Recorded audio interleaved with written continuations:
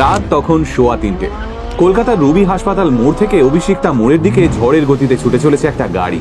আচমকা নিয়ন্ত্রণ হারিয়ে সেই গাড়িটা সোজা ধাক্কা মারলো ইএম বাইপাসের ওপর কবি সুকান্ত মেট্রো স্টেশনের একটা পিলারে। বিকট একটা শব্দ করে মুহূর্তে দুমড়ে মুচড়ে গেল গাড়ির সামনের অংশ। স্থানীয়রাও ছুটে এলো সেই শব্দ শুনে। খানিকক্ষণ বাদে পুলিশও এলো। গাড়ির ভিতর থেকে আহত অবস্থায় উদ্ধার করা হলো 2 মাঝবয়সী ভদ্রলোক এবং এক কিশোরকে। কিন্তু তাদেরকে হাসপাতালে ভর্তি করানোর পরেই তোলপাড় পড়ে যায় গোটা কলকাতা পুলিশ ডিপার্টমেন্টে। আর তার কারণ, আহতদের মধ্যে একজন পুলিশকে জানান, এটা দুর্ঘটনা নয়, আমরা আত্মহত্যা করার জন্য ওই গাড়িটা নিয়ে পিলারে ধাক্কা মেরেছিলাম। এই মুহূর্তে আমাদের বাড়িতে গেলে আপনারা 3টে মৃতদেহ খুঁজে পাবেন। ওই ডেড বডির মধ্যে একটা আমার স্ত্রীর, আর বাকি দুটো আমার ভাইয়ের স্ত্রী এবং তার মেয়ের। ব্যাস, এই একটা স্বীকারোক্তি। আর তারপরেই ফেব্রুয়ারি মাসের 19 তারিখ থেকে তোলপাড় পড়ে যায় গোটা বাংলায়। নমস্কার, আমি সুজয় নীল। এই মুহূর্তে কলকাতা সহ গোটা বাংলায় তোলপাড় ফেলে দিয়েছে ট্যাংরা অঞ্চলের একটা ট্রিপল মার্ডার কেস। তদন্তকারীদের দাবি, হাড় হিম করা থ্রিলার গল্পের চেয়ে কোনো অংশে কম নয় এই ট্যাংরা মার্ডার কেসটি। একই পরিবারের 3 জন বাড়ির ভেতরে মরে পড়ে রয়েছেন, আর বাকি 3 জন আহত অবস্থায় পড়ে রয়েছেন ইএম বাইপাসে। আর এই সবকিছুর নেপথ্যেই রয়েছে রাশিয়া ইউক্রেনের যুদ্ধ, কোটি কোটি টাকার দেনা, পাওনাদারদের হুমকির ভয়, 2 ভাইয়ের উচ্ছৃঙ্খল জীবনযাপন এবং সবশেষে এক বাটি বিষ মেশানো পায়েস। এবার আপনারা নিশ্চয়ই ভাবছেন, রাশিয়া ইউক্রেনের যুদ্ধের সঙ্গে বিষ মেশানো পায়েসের যোগসূত্রটা কি? রয়েছে ট্যাংরার এই ট্রিপল মার্ডার কেসে আশ্চর্যজনকভাবে জ্যোতিষশাস্ত্র থেকে বোর্ডের পরীক্ষা, সিসিটিভি অকেজো থেকে পুরোহিতকে ছুটি দিয়ে দেওয়া, এই সবকিছুর মধ্যে যোগসূত্র খুঁজে পেয়েছে পুলিশ। আর তার জেরেই কলকাতা শহরের বুকে ঘটা ভয়ানক ঘটনাটা সাড়া ফেলে দিয়েছে গোটা দেশে। ঠিক কি হয়েছিল 18 ফেব্রুয়ারি রাতে? কেন বাড়ির নাবালিকা মেয়েটির বুকে এবং নাকের নিচে কালশিটের দাগ ছিল? আর কিভাবেই বা নিজের বউদের হাতের এবং গলার শিরা কেটে খুন করলো 2 ভাই? তাহলে চলুন আজ সেই সবটা জেনে নিই। প্রসূন দে এবং প্রণয় দে সম্পর্কে 2 ভাই। ট্যাংরার 21 নম্বর শিল লেনে protective leather gloves private limited নামক একটি কোম্পানি চালাতো প্রসূন এবং প্রণয় মিলে। তবে দে পরিবারের এই 2 ভাই ছিল বনেদি বড় লোক। তদন্তকারী অফিসাররা জানতে পেরেছেন এই কারখানাটি ছাড়াও শিল লেন এলাকায় 2টি বাড়ি এবং একটি দোকানও ছিল প্রসূন ও প্রণয়ের বাবার। পাশাপাশি শান্তিনিকেতনেও 100 বিঘা মতো জমি কেনা ছিল রেশম চাষের জন্য। এছাড়াও আমাদের প্রতিবেশী রাজ্য ওড়িশার পুরীতেও বিপুল পরিমাণ স্থাবর সম্পত্তি ছিল ভদ্রলোকের। উনি বেঁচে থাকাকালীন লেদারের ব্যবসাও রমরমিয়ে চলছিল। তবে তদন্তে উঠে আসছে বাবার মৃত্যুর পর হঠাৎই বিদেশে ব্যবসা বাড়ানোর জন্য উদ্যোগী হয়ে ওঠে প্রসূন এবং প্রণয়। প্রথম দারুণ অর্ডার আসতে শুরু করে আমেরিকা, রাশিয়া এবং জার্মানি। মূলত এই 3 দেশে নিজেদের পণ্য রপ্তানি করত প্রসূন এবং প্রণয়। এর মধ্যে রাশিয়ায় ছিল ওদের সবচেয়ে বড় মার্কেট। কিন্তু 2022 সালে হঠাৎ করেই রাশিয়া এবং ইউক্রেনের মধ্যে যুদ্ধ লেগে যাওয়ায় প্রসূন এবং প্রণয়ের ব্যবসা মার খেতে শুরু করে। সেই সময় নিজেদের পাশাপাশি স্ত্রীদের নামেও বিভিন্ন ব্যাংক থেকে ঋণ নিতে শুরু করে প্রসূন ও প্রণয়। ব্যাংক থেকে লোন নেওয়ার জন্য নিজেদের বসত বাড়িও বন্ধক রাখে 2 ভাই, কিন্তু তাতেও ব্যবসার উন্নতি হয় না। ফলে সবকিছু টিকিয়ে রাখতে 2 ভাই দ্বারস্থ হয় বিভিন্ন বেসরকারি কোম্পানির কাছে চড়া সুদে পার্সোনাল লোনের আশায়। তবে এই চরম দুঃসময়ের মধ্যেও লাইফস্টাইল বদলায়নি দে পরিবারের। নিয়মমাফিক নতুন গাড়ি কেনা হয়েছে, বিদেশ ভ্রমণ হয়েছে, এমনকি দে বাড়ির ইন্টেরিয়ার ডেকোরেশনও ছিল তাক লাগানোর মতো। এই লাইফস্টাইল মেনটেন করতে গিয়েই ভিতরে সবকিছু বিকে যেতে শুরু করে। বাবার তৈরি করে যাওয়া বাড়িটির 7টি ফ্ল্যাট এবং দোকানটা বিক্রি হয়ে যায়। পাশাপাশি শান্তিনিকেতন এবং পুরীর সম্পত্তিটাও হাত ছাড়া হয়। পাওনাদারদের সংখ্যা বাড়তে থাকে। প্রায় দিনই বাড়ির সামনে এসে ঝামেলা করতে শুরু করে ব্যাংক সহ অন্যান্য আর্থিক প্রতিষ্ঠানের লোকেরা। পুলিশ সূত্রে পাওয়া খবর অনুযায়ী 16 এবং 17 ফেব্রুয়ারি নাকি মোট 30 জন পাওনাদার এসেছিল দে পরিবারের দরজায়। আর সেই কারণেই এই চূড়ান্ত পথ বেছে নেয় প্রসূন ও প্রণয় মিলে। কিন্তু পুলিশ প্রথমে ঘটনাস্থলে পৌঁছে ঠিক কি সূত্র খুঁজে পায়, আর কেনই বা গোটা ঘটনাটাকে মাস সুইসাইড বলে চালিয়ে দিতে চাইছিল প্রসূন ও প্রণয়, এবার জানবো সেটাই। ট্যাংরার অতুল সুর রোডে মাথা উঁচু করে দাঁড়িয়ে রয়েছে 4 তলা একটি বাড়ি। বাড়িটির নাম চিত্ত নিবাস। 19 ফেব্রুয়ারি সকালবেলা পুলিশের গাড়ি এসে থামে চিত্ত নিবাসের সামনে, কারণ তার কিছুক্ষণ আগেই ইএম বাইপাসে হওয়া একটি গাড়ি দুর্ঘটনায় আহতদের মধ্যে একজন দাবি করেছিল চিত্ত নিবাস নামক এই বাড়িটিতে পড়ে রয়েছে 3 জন মহিলার মৃতদেহ। তাই পুলিশ আর দেরি না করে সোজা হানা দেয় বাড়িটায়। বাড়ির ভিতরে ঢুকতেই চমকে যান পুলিশ অফিসাররা। বাড়িটা 2য় তলায় সত্যি তারা খুঁজে পান 3 জন মহিলার মৃতদেহ। এদের মধ্যে একটি মৃতদেহ বড় ভাই প্রণয়দের স্ত্রী সুদেশনার। দেখা যায় সুদেশনার গলার নলিটা কাটা। এবং ডান হাতের শিরাটাও কাটা হয়েছে। দ্বিতীয় ঘর থেকে উদ্ধার হয় ছোট ভাই প্রসূনের স্ত্রী রুমির মৃতদেহ। রুমির গলার নলিটাও কাটা এবং কাটা হয়েছে তার দু হাতের শিরাই। এবার অন্য আরেকটা ঘর থেকে উদ্ধার হয় রুমি ও প্রসূনের মেয়ে প্রিয়ম্বদার মৃতদেহ। তার শরীরে বেশ কিছু ক্ষতচিহ্ন সহ নাক ও বুকের কাছে কালশিটের অস্তিত্ব খুঁজে পায় পুলিশ। কিন্তু এখানেই পুলিশের প্রথম খটকাটা লাগে। হাসপাতালে ভর্তি থাকা আহত দুই ভাই পুলিশের কাছে দাবি করেছিল সেদিন রাতে কড়া ডোজের ঘুমের ওষুধ এবং রক্তচাপ নিয়ন্ত্রণের ওষুধ মেশানো পায়েস খেয়েছিল দে পরিবারের 6 জন সদস্যই। এরপর বাড়ির ছোট ছেলে প্রসূনদের মেয়ে প্রিয়ম্বদা বমি করে সংজ্ঞাহীন হয়ে পড়ে। তাকে মৃত ভেবে পরিবারের বাকি সদস্যরা নিজেদের হাতে শিরা কেটে ফেলেন। এরপর বাড়ির বড় ছেলে প্রণয় দে এবং ছোট ছেলে প্রসূন দে ছাদে পৌঁছন। তাদের সঙ্গে ছিল প্রণয়ের নাবালক ছেলেও। ছাদ থেকে ঝাঁপ দিয়ে আত্মহত্যার চেষ্টা করেন তারা, কিন্তু সেই চেষ্টা ব্যর্থ হওয়ায় শেষে মঙ্গলবার গভীর রাতে গাড়ি নিয়ে বেরিয়ে যান প্রণয়, তার ছেলে এবং ছোট ভাই প্রসূন। কিন্তু পুলিশ যখন চিত্তনিবাসে পৌঁছয় তারা দেখে দোতলার ঘর থেকে 3টে মৃতদেহ উদ্ধার হলেও 3 তলার ডাইনিং স্পেস এবং বাথরুমে রক্তের দাগ রয়েছে। পাশাপাশি 3 তলা থেকে একটা কাগজ কাটা ছুরিও উদ্ধার করে পুলিশ। তাহলে কি 3 তলায় হাতের শিরা কাটার পর দোতলায় পালিয়ে এসেছিল সুদেষ্ণা, রমি এবং প্রিয়ম্বদা? তাহলে প্রিয়ম্বদার শরীরে ওই আঘাতের চিহ্নগুলো এলো কোথা থেকে? কিছুতেই হিসেব মেলাতে পারেন না লালবাজারের হোমিসাইড শাখার অফিসাররা। তাই তারা অপেক্ষা করতে থাকেন এনআরএস হাসপাতালে হওয়া ওই 3 মহিলার ময়নাতদন্তের রিপোর্টের। কিন্তু ময়নাতদন্তের রিপোর্ট যখন সামনে আসে তখনই পুলিশ বুঝতে পারে এটা আত্মহত্যা নয়, প্রি প্ল্যান্ড মার্ডার। ড্রয়িং রুমের টেবিলের উপর রাখা পরিবারের 6 জন সদস্যের মেডিক্লেমের কাগজ। টিভি সেটের কাছে রাখা রয়েছে আধার কার্ড। বাড়িতে থাকা 20টা সিসিটিভির সবকটাই অকেজো করে দেওয়া হয়েছিল। আর এখান থেকেই ট্যাংরার এই কেসটা নিয়ে প্রশ্ন উঠতে শুরু করে তদন্তকারী অফিসারদের মনে। যদি কোনো পরিবার মাস সুইসাইড করতে চায় তাহলে তারা মেডিক্লেমের কাগজ এত গুছিয়ে রাখবে কেন? আর কেনই বা তারা বাড়ির সমস্ত সিসিটিভি গুলোকে অকেজো করে রাখবে? তদন্তে নেমে পুলিশ জানতে পারে বাড়িতে যে পুরোহিত নিয়মিত পুজো দিতে যেতেন তাকেও সেদিন ছুটি দিয়ে দিয়েছিল প্রসূন এবং প্রণয়। কিন্তু পুলিশের সবচেয়ে বড় খটকা লাগে দে পরিবারের ড্রাইভার কৈলাস দাসের সঙ্গে কথা বলে। দে বাড়িতে 2টি ফরচুনার, একটা গ্ল্যান্সা, একটা ভেন্টো সহ মোট 4টি গাড়ি রয়েছে।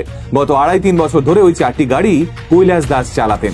কৈলাস বাবুর কথায় দে পরিবারের প্রত্যেক সদস্যই খুব ভালো। গত 2.5-3 বছরে কখনো ভাইয়ে ভাইয়ে কোনো অশান্তি বা ওদের মধ্যে কোনো ঝগড়া হতে দেখেননি তিনি। তাই এমন সুখী একটা পরিবার যে আত্মহত্যা করতে পারে বা পরস্পরকে খুন করতে পারে এটা ভাবতেই পারছেন না তিনি। কিন্তু এরপরেই কৈলাসবাবু পুলিশের কাছে একটা চমকপ্রদ তথ্য তুলে ধরেন। আর সেটা হলো ঘটনার 2 দিন আগে একটা ফরচুনার এবং একটা গ্ল্যান্সা গাড়িকে রুবির কাছে সার্ভিস সেন্টারে দিয়ে আসা হয়। এবার যে পরিবার 2 দিন বাদেই মাস সুইসাইডের প্ল্যান করছে তারা কেন নিজেদের 2টো গাড়িকে সার্ভিসিং এর জন্য পাঠাবে বলতে পারেন? গত 17 ফেব্রুয়ারি শেষবারের মতো দে পরিবারের গাড়ি চালিয়েছিলেন কৈলাসবাবু। প্রসূনদের মেয়ে প্রিয়ম্বদা সেন্ট্রাল অ্যাভিনিউ এর একটি ইংরেজি মিডিয়াম স্কুলে পড়তো। 17 ফেব্রুয়ারি শেষবার প্রিয়ম্বদাকে স্কুল থেকে বাড়ি পৌঁছে দিয়েছিলেন তিনি। সেদিন বিকেলেই কৈলাসবাবুকে মঙ্গলবার কাজে আসতে বারণ করে দেন প্রসূন দে। এই সমস্ত তথ্য এবং ময়নাতদন্তের রিপোর্ট নিয়ে পুলিশ যখন গভীরভাবে তদন্ত করছে ঠিক তখনই মুখ খোলে পরিবারের বড় ছেলে প্রসূনদের নাবালক সন্তান প্রতীপ দে। আর প্রতীপের সেই বয়ানেই 180 ডিগ্রি ঘুরে যায় ট্যাংরা কেসের গোটা অভিমুখ। ঠিক কি ঘটেছিল মঙ্গলবার এবার জেনে নেব সেটাই। একটানা 3 দিন ধরে পায়েস রান্না হচ্ছিল দে পরিবারে, যাতে 17 ফেব্রুয়ারি হঠাৎ করে পায়েস খাওয়ার সময় বাচ্চাদের মনে সন্দেহ না হয় সেই কারণেই প্রস্তুতি সেরে রাখা হচ্ছিল। সোমবার রাতে পায়েসের সঙ্গে কড়া ডোজের ঘুমের ওষুধ এবং রক্তচাপ নিয়ন্ত্রণের ওষুধ মেশানো হয়। ওষুধের অরুচি কাটাতে সেদিন পায়েসের সঙ্গে মেশানো হয় তুলসী পাতা। আর এখান থেকেই শুরু হয় নাবালক প্রতীপদের বর্ণনা। প্রতীপের কথায় প্রিয়ম্বদা নাকি বুঝতে পেরে গেছিল পায়েসে কিছু একটা মেশানো হয়েছে, তাই সে কিছুতেই পায়েস খেতে চাইছিল না। কিন্তু তারপর প্রিয়ম্বদাকে মারধর করে জোর করে সেই পায়েস খাওয়ানো হয়। তারপর বাড়ির বাকি সবাই সেই পায়েস খায়। প্রতীপের ঘুম ভাঙে মঙ্গলবার সকালে। ঘুম চোখে সে দেখে কাকা প্রসূন ওর হাতের শিরা কাটার চেষ্টা করছে, কিন্তু প্রদীপকে জেগে উঠতে দেখেই চমকে যায় প্রদীপ। প্রদীপের বাবা প্রণয় দেও পুলিশের কাছে দাবি করেছে ভাই প্রসূনই 3টে খুন করেছে।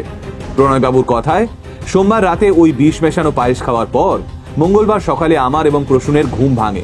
আর তারপরেই বাড়ির বাদবাকিদের মৃত্যু নিশ্চিত করতে একে একে তাদের হাতের শিরা এবং গলার নলি কাটতে শুরু করে প্রসূন। কিন্তু প্রদীপের হাতের শিরা কাটার সময় তার ঘুম ভেঙে যায়। আর তারপর সারা বিকেল এবং সন্ধে বাড়ির মধ্যে তিনটে মৃতদেহের সঙ্গে কাটিয়ে অবশেষে রাত 12:51 বাড়ি থেকে বেরিয়ে পড়ে প্রসূন, প্রণয় এবং প্রতীপ। অটল সুর রোড থেকে ভেন্টো গাড়িতে চেপে প্রথমেই সল্টলেকের কাছে একটা পেট্রোল পাম্প থেকে তেল ভরায় ওরা। এরপর বেলঘড়িয়া এক্সপ্রেসওয়ে ধরে কোনা হাইওয়েতে পৌঁছয় ভেন্টো গাড়িটি। আর তারপর গাড়ি চালিয়ে সোজা উলুবেড়িয়ার দিকে চলে যায় প্রসূন ও প্রণয়। সেখানে একটা ট্রাকের পিছনে নিজেদের গাড়িটিকে সজোরে ধাক্কা মেরে আত্মহত্যার প্ল্যান করে তারা। কিন্তু শেষমেশ সেই প্ল্যান কার্যকর করতে না পেরে গাড়ি স্টিয়ারিং ঘুরিয়ে আবারও কলকাতায় ফেরে প্রসূন। আর তারপরই রাত 3:15 নাগাদ রুবি থেকে অভিষিক্তা যাওয়ার পথে মেট্রোর একটা পিলারে নিজেদের গাড়িটা নিয়ে সজোরে ধাক্কা মারে প্রসূন দে। গাড়ির ভিতরে তখন দাদা প্রণয় এবং দাদার ছেলে প্রতীপও উপস্থিত ছিল। কিন্তু পুলিশের দাবি, অতল সুর রোডের একটা সিসিটিভি ফুটেজে দেখা গেছে গাড়িতে ওঠার আগে প্রণয়ের হাতে একটা মদের বোতল রয়েছে। তাই পুলিশ ধারণা করছে সেদিন রাতে গাড়ি চালানোর সময় মদ্যপানও করে দুই ভাই। কিন্তু এত কিছুর পরেও গোটা বিষয়টা নিয়ে এখনো ধন্দে রয়েছে পুলিশ। আর তার কারণ দুই ভাইয়ের বয়ানে থাকা চূড়ান্ত অসঙ্গতি। কি সেই অসঙ্গতি, আর কেনই বা ট্যাংরার এই কেসটা নিয়ে জন্ম নিচ্ছে অন্য একটা থিওরি? এবার জানবো সেটাই। হাসপাতালের আইসিইউতে শুয়ে ঘন ঘন বয়ান পাল্টাতে থাকা প্রণয় এবং প্রসূনের কথায় ধন্দে পড়ে যায় পুলিশ। দাদা প্রণয় পুলিশ আধিকারিকদের বলে তার স্ত্রী সহ 3 জনকে প্রসূন খুন করেছে। কিন্তু প্রসূন প্রথমে পুলিশকে জানায় দাদা প্রণয় তার স্ত্রী এবং নাবালিকা প্রিয়ঙ্গদাকে খুন করেছে। আবার পরমুহূর্তে খোদ প্রসূনই বক্তব্য পাল্টে বলতে থাকে সে নিজেই খুন করেছে সবাইকে। কিন্তু নাবালিকা প্রিয়ঙ্গদাকে কে খুন করলো সেই নিয়েও দুই ভাইয়ের বক্তব্যের মধ্যে বিস্তর অসঙ্গতি মিলেছে। এদিকে প্রসূনের হাতে কোনো আঘাতের দাগ না থাকায় পুলিশ তদন্ত নেমে অনুমান করছে ছোট ভাই প্রসূনই দাদা প্রণয় এবং তার ছেলে প্রতীপের হাতে ছুরি চালিয়ে তাদের খুনের চেষ্টা করে। সেই কারণেই 3 তলার মেঝে এবং দেওয়ালে রক্তের ছাপ রয়েছে। দুই ভাইয়ের বয়ান অনুযায়ী গত সোমবার তারা পরিবারের সবাই আত্মহত্যা করার জন্য একসঙ্গে 20 পায়েস খেয়েছিল। কিন্তু এখানেই খটকা লেগেছে পুলিশের প্রশ্ন, যেখানে ঘুমের ওষুধ মেশানো একই পায়েস খেয়ে প্রিয়ঙ্গদার মৃত্যু হলো, খুনের আগের মুহূর্ত পর্যন্ত দুই স্ত্রী সুদেষ্ণা এবং রমি অচেতন থাকলো, এমনকি 12 বছর বয়সী প্রতীপ দেও অসুস্থ বোধ করলো, সেখানে দুই ভাই প্রণয় দে এবং প্রসূনদের কিছুই হলো না কেন? আর এখানেই ট্যাংরার এই কেসটা নিয়ে উঠে আসছে একটা নতুন থিওরি। প্রশ্ন উঠছে, কেন এই ঘটনায় 3 জন মহিলারই মৃত্যু হলো? কেন বেঁচে গেলেন পরিবারের 3 জন পুরুষ? পুরোটাই কি কাকতালীয়, নাকি বংশ রক্ষার জন্যই বেঁচে থাকলো 3 জন পুরুষ? অনেকে বলছেন বাড়ির দুই স্ত্রীর বংশ রক্ষায় কোনো ভূমিকা নেই, তারা অন্য পরিবারের মেয়ে। আর কিশোরী প্রিয়ঙ্গদাও বিয়ে করে নিলে পরিবার রক্ষা করতে পারবে না। তাই এই 3 জনের জীবনের কোনো দাম ছিল না প্রসূন এবং প্রণয়ের কাছে। কিন্তু বাড়ির নাবালক অর্থাৎ প্রতীপকে বাঁচিয়ে রাখলে এবং নিজেরা অর্থাৎ দুই ভাই বেঁচে গেলে পরবর্তীকালে বংশ রক্ষা সম্ভব। সেই কারণেই পরিবারের 3 জন মহিলাকে জোর করে আত্মহত্যার ফাঁদে ফেলে তারপর নিজেদের একটা আত্মহত্যার নাটক সাজিয়ে গোটা বিষয়টাকেই একটা নাটকের মতো সাজাতে চেয়েছিল প্রসূন ও প্রণয়। আর সেই কারণে বাড়ির 3 ছেলে খুব কম পরিমাণে পায়েস খেয়েছিল আর হাতের কাছেই সাজিয়ে রেখেছিল মেডিক্লেমের কাগজ, যাতে তাদের চিকিৎসায় কোনো দেরি না হয়। কিন্তু পরের দিন সকালে উঠে যখন প্রসূন ও প্রণয় বুঝতে পারে সুদেষ্ণা এবং রমি বেঁচে রয়েছে, তখনই মাথা ঠিক থাকে না ওদের। তাই বাধ্য হয়েই ওদের দুজনকে খুন করে নতুন ভাবে গোটা নাটকটা সাজাতে হয় প্রসূন ও প্রণয়কে। এর পাশাপাশি ট্যাংরা কাণ্ডে আর একটা তত্ত্বেরও জন্ম হয়েছে, আর সেটা হলো বাড়ির বড় ছেলে প্রণয় দে নিয়মিত জ্যোতিষ চর্চা করতেন। এবার এই মাস সুইসাইড অথবা প্ল্যান্ড মার্ডারের পিছনে কোনো জ্যোতিষ যোগ রয়েছে কিনা সেটাও খতিয়ে দেখছে পুলিশ। কারণ তদন্তকারী অফিসারদের কাছে প্রণয়ের দাবি, জ্যোতিষ বিচার করেই সে জেনেছিল ব্যবসায় খারাপ সময় শুরু হচ্ছে, রাশিগত অবস্থানের কারণে তাদের আরো করুণ পরিণতি হতে চলেছে। তাই আত্মহত্যার প্ল্যান চূড়ান্ত হওয়ার পর প্রণয় নিদান দিয়েছিল বিষ মেশানো চলবে না, কারণ তাতে স্বর্গ লাভ হবে না। তাই ঘুমের ওষুধ খেতে হবে বেশি পরিমাণে, তবে যে কোনো খাবারের সঙ্গে মেশানো যাবে না, তাহলে অভিষ্ট লক্ষ্যে পৌঁছানো যাবে না। আর এখান থেকেই পায়েসের কথা মাথায় আসে প্রণয়ের, কারণ ঈশ্বরকে ভোগ হিসেবে পায়েস দেওয়া হয়, তাই এতে ওষুধ মিশিয়ে খেলে স্বর্গে পৌঁছানো যাবে। এই ভাবনা থেকেই যাবতীয় পরিকল্পনার জন্ম। তবে গোটা বিষয়টাই কেমন যেন পেঁচালো, তাই না? আর সেই কারণেই এখনো ট্যাংরা কাণ্ড নিয়ে সঠিক কোনো সিদ্ধান্তে আসতে পারেনি পুলিশ। কিন্তু এরপর কি হবে প্রসূন ও প্রণয়ের সঙ্গে? 12 বছর বয়সী প্রতীপের ভবিষ্যতেই বা কি লেখা রয়েছে? জি 24 ঘন্টার একটা রিপোর্ট বলছে সপরিবারে নিজেদেরকে শেষ করার আগে 6 জন পাওনাদারকে চেক দিয়েছিল প্রণয় ও প্রসূন দে। মোট 1 কোটি টাকার 6টি চেক দেওয়া হয় পাওনাদারদের 6 জনকে। গত সোমবার ব্যাংকে চেক জমা দিতে বলা হয়। কিন্তু সেই সময়ের মধ্যে দে পরিবারের বিজনেস কারেন্ট অ্যাকাউন্টে কাঙ্ক্ষিত টাকা জমা পড়েনি, ফলে চেকগুলো বাউন্স হয়ে যেত এই অনুমান ছিল দুই ভাইয়ের। সেক্ষেত্রে পাওনাদাররা বাড়িতে এসে হামলে পড়তেন বলেই আশঙ্কা করা হচ্ছিল। চেক বাউন্সের আইনি হ্যাপার আশঙ্কাতেও ভুগছিলেন দুই ভাই, সেই কারণেই গোটা বিষয়টা ঘটাতে বাধ্য হয় ট্যাংরার দুই ভাই। তবে এবার প্রসূন ও প্রণয়ের কপালে যে শাস্তির খাঁড়া ঝুলছে এ বিষয়ে নিশ্চিত আমি। কলকাতা পুলিশের তুখোড় বুদ্ধিসম্পন্ন অফিসাররা সমস্ত তথ্য প্রমাণ জোগাড় করে এমনভাবে কেসটিকে সাজাবেন যার জাল থেকে কিছুতেই মুক্তি পাবে না দে পরিবারের দুই ভাই। কিন্তু আমার খারাপ লাগছে বাড়ির বাদ বাকি সদস্যদের জন্য। সুদেষ্ণা দেবী এবং রমি দেবীর মৃত্যুতে রীতিমতো ট্রমায় রয়েছেন অতুলসুর রোডের বাসিন্দারা। কারণ সুদেষ্ণা দেবী এবং রমি দেবী দুজনেই খুব হাসি খুশি এবং মিশুকে স্বভাবের ছিলেন। এত বড়লোক পরিবারের সদস্য হওয়া সত্ত্বেও পাড়ার সকলের সঙ্গে মিলেমিশে থাকতেন ওরা। প্রিয়ঙ্গদাকে নিয়েও একই সুর প্রতিবেশীদের। মিষ্টি স্বভাবের প্রিয়ঙ্গদা পড়াশোনাতেও ভীষণ ভালো ছিল। মৃত্যু দুদিন আগেও পরীক্ষা দিয়ে বাড়ি ফিরেছিল সে। তবে এখন সবচেয়ে খারাপ অবস্থার মধ্যে দিয়ে জীবন কাটবে 12 বছর বয়সী প্রদীপদের। এক ধাক্কায় জীবনের সবকিছু তছনছ হয়ে গেল ওর। প্রদীপের মা ইতিমধ্যেই মারা গেছে। পুরোপুরি সুস্থ হলেই বাবা এবং কাকাকে গ্রেফতার করবে পুলিশ। এদিকে প্রদীপের মামা মামিও ওর দায়িত্ব নিতে সম্পূর্ণভাবে অস্বীকার করেছে। তাহলে এমন পরিস্থিতিতে ছেলেটা কোথায় যাবে? সেক্ষেত্রে সরকারি সমস্ত নিয়ম মেনে ছেলেটার জায়গা হবে সরকারি কোনো হোমে। মানুষের জীবনটা কতটা অদ্ভুত, তাই না? সোনার চামচ মুখে নিয়ে জন্মানো একটা ছেলেকে আচমকায় অনাথ শিশুদের মতন জীবন কাটাতে হবে, আর সারা জীবন মাথার মধ্যে বই নিয়ে বেড়াতে হবে একটা ট্রমা। কিছু মানুষের ভুল সিদ্ধান্তের কারণে অন্য মানুষদের ঠিক কতটা সাফার করতে হয়, ট্যাংরা কাণ্ডের এই ভয়ানক পরিণতি তার সবচেয়ে বড় প্রমাণ। তথাকথিত লোক দেখানো বড়লোকি লাইফস্টাইল মেনটেন করতে গিয়ে এইভাবে যে কত পরিবার ভিতরে ভিতরে শেষ হয়ে যাচ্ছে তা কেবলমাত্র সেই সব পরিবারের লোকেরাই জানেন। কি হতো দুটো গাড়ি কম থাকলে? কি হতো ছেলেমেয়েরা সরকারি স্কুলে পড়লে? পাওনাদারদের চিন্তা নিয়ে সুইজারল্যান্ড ঘোরার চেয়ে মনে শান্তি নিয়ে মন্দারমণি যাওয়ার মধ্যেও একটা আলাদা সুখ রয়েছে। কিন্তু এটাই আজকালকার দিনে অধিকাংশ মানুষ বুঝতে পারে না। তারা উদ্ভ্রান্তের মতো ছুটে বেড়ায় গ্ল্যামার আর হাই প্রোফাইল লাইফস্টাইলের পিছনে। যাই হোক, ট্যাংরা কাণ্ডের জল কত দূর অবধি গড়ায় সেদিকে আমার নজর থাকবে। চাঞ্চল্যকর কোনো তথ্য সামনে এলে সেটা নিয়ে না হয় আরো একটা আলাদা ভিডিও বানাবো। তবে আজকের ভিডিওটা এখানেই শেষ করছি। দেখা হচ্ছে নতুন কোনো ভিডিওতে। ততক্ষণ অবধি সকলে ভালো থাকবেন, সুস্থ থাকবেন, আর হ্যাঁ, অবশ্যই সাবধানে থাকবেন। নমস্কার।